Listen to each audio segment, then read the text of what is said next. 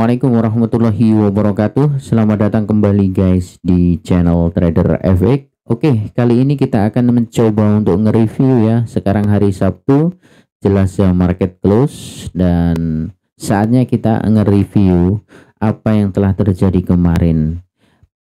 Karena menurut saya nge-review itu sangat penting juga. Kenapa? Karena kita akan tahu seberapa work teknik yang kita gunakan, ya kan? Kalau misalkan nanti benar, kenapa kok benar? Kalau misalkan nanti salah, kenapa kok salah? Dan bagaimana kemarin kita entry? Jadi nanti selalu ada perbaikan. Nah, perbaikan-perbaikan inilah yang kalau kita lakukan setiap hari, meskipun kecil, nanti endingnya itu sangat luar biasa. Itu hasilnya ya.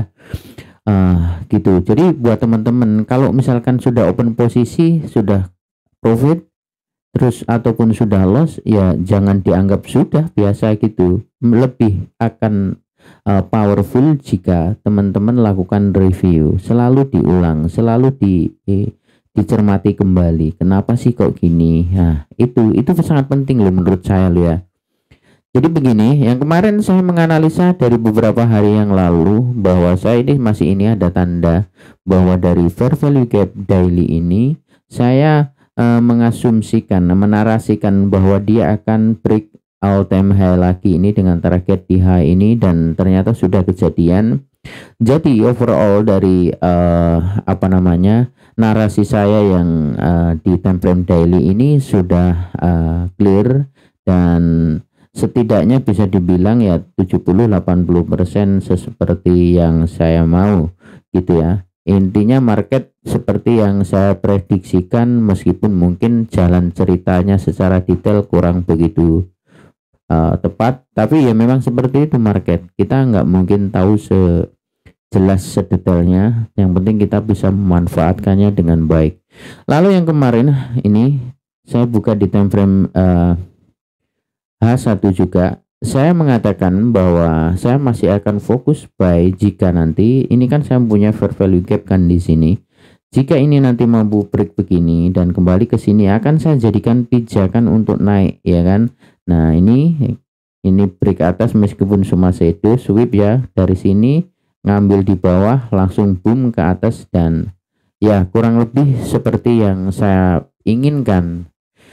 Di sini kemarin saya sempat buy ya kan, sempat buy di sini, dan saya kena SL plus, dan saya ada entryan itu 3, dan alhamdulillah yang 2 itu sudah saya parsial di sini, saya close di sini, saya sisakan 1, saya kasih SL plus, jadi saya masih profit. Dan ketika news NFP tadi malam itu saya sudah tidur, bangun itu sekitar jam 10 lebih, hampir jam 11, dan di sini ketika ini close sweep ini saya sempat melakukan entryan sell, tapi enggak jauh, saya hanya ngambil di sekitaran sini sekitar 80 pip, ya nggak masalah. Nah, yang penting berakhir ditutup trading saya untuk minggu ini dengan profit, dan kemarin juga profit. Jadi kutukan yang biasanya dikatakan bahwa hari Senin, Selasa, Rabu, Kamis profit, Jumat loss, alhamdulillah saya bisa lewati dengan profit gitu ya. Oke, nah sekarang seperti itu reviewnya. Kenapa? Jadi kenapa kok kemarin saya berpikir begini? Nah gini ya, karena gini, pertama bahwa harga di sini kan berpijak pada fair value gap di daily yang mampu mengantarkan harga naik. Kalau nanti dia mampu break fair value gap ini, ya jelas dia akan jadi pijakan. Kalau misalkan enggak, ya kemungkinan akan sell kembali gitu. Nah, kenapa kok yang fair value gap yang itu kok bukan yang di sini? Jadi kenapa yang sini? Kalau yang sini ini akan sangat rawan diambil karena di sini ini terjadi CRT, ya kan. Maka saya bilang ketika ada cara ya, jadi gini, ketika zone kita mempunyai zone PD array ya, premium discount array atau price delivery array, ya kan, itu pun kita nggak hanya sekedar melihat oh zona ini di mana, zona ini bagus apa enggak. Kita perlu memperhatikan juga apa namanya approach-nya. Jadi approach itu apa? Approach itu adalah cara harga mendekati zona ini. Nah, cara harga mendekati ini, ya di sini ini ada kompresi kan. Ketika ada kompresi maka biasanya akan terjadi yang namanya manipulasi atau mungkin akan terjadi hentakan harga. Nah, kayak gini. Ini kan menghentak harganya, ngejebol ini kan. Nah, gitu. Dan yang dijebol ini adalah fair value gap, makanya dijadikan pijakan.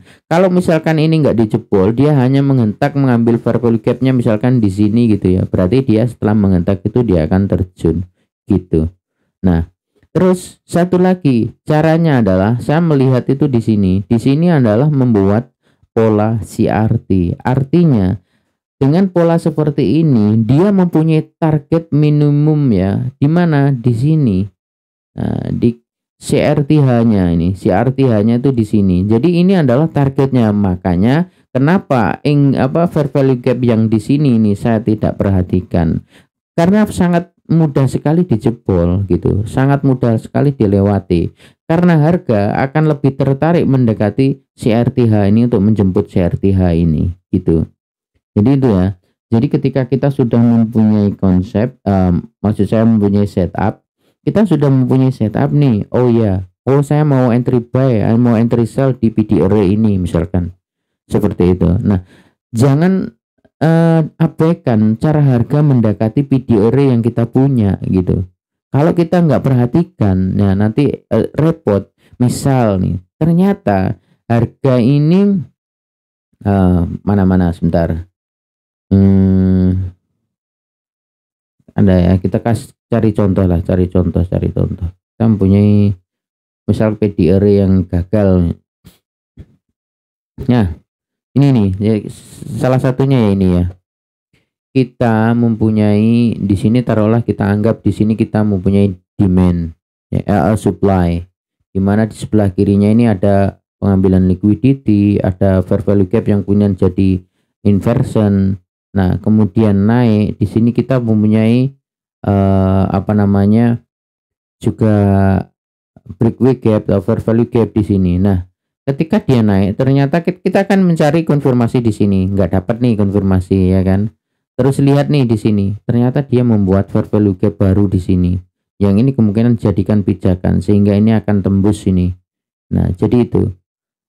Ketika dia naik membuat pijakan, jadi jangan langsung di entry tanpa konfirmasi.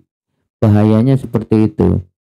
Jadi kan kalau di sini di bawah ini membuat pijakan, di atas ada halangan, maka biasanya ini akan jadi lebih kuat. Kecuali kalau yang dibuat pijakan atau yang baru ini fair value gap baru ini hanya sekitar manipulasi, maka dia akan jebol dijadikan gini. Nah, ini dijadikan pijakan untuk naik lebih jauh. Nah, artinya gini, maksud saya, berarti kalau kita sudah mempunyai zone, memang alangkah lebih bijaknya kita itu menunggu yang namanya konfirmasi. Sembari kita melihat konfirmasi, kita harus perhatikan juga bagaimana cara harga mendekati zona kita. Artinya approachment itu sangat penting juga gitu. Nah, itu ya guys ya. Oke, sekarang kita akan mencoba untuk menganalisa ya paling enggak pandangan kita lah nanti minggu depan itu bagaimana. Nah, dari sini kalau saya pribadi itulah lebih enak ngelihat di time frame H4 kayaknya. Bentar, saya hapus dulu semua. Kita lihat di time frame H4. Di time frame H4 ini. Nah, jadi di time frame H4 ini semula itu harga dari atas itu mengambil bahan bakar atau mengambil buy side liquidity kan di sini, ya kan. Terus kemudian close membuat engulfing sell di sini, ya kan. Ini berarti kita mempunyai supply di sini. Oke. Nah, setelah kita punya supply di sini, apakah kita bisa langsung sell? Nah, kalau saya belum. Di sini ini adalah kemungkinan bisa sideways, ya kan. Saya akan pastikan dulu. Karena di sini saya masih mempunyai ada dua fair value gap, di sini kecil, di sini kan juga ini. nih. Nah gini, jadi kalau saya mau nge-sell, saya akan tunggu di bawahnya ini, close di bawah itu. Kalau misalkan ini nanti nggak mampu close, ya malah naik kemungkinan, ya kan. Misalkan mau nge-sell nih ya, saya tunggu dia ini guys gini, turun, nah naik lagi ke sini, membuat konfirmasi, baru kita sell. Target ke sini dulu nih, low-nya ini. Nah mana targetnya, ya sini aja dulu.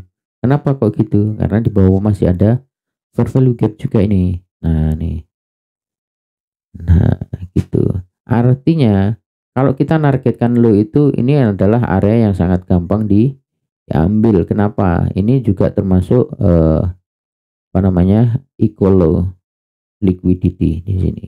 Oke, ini oke, seperti itu.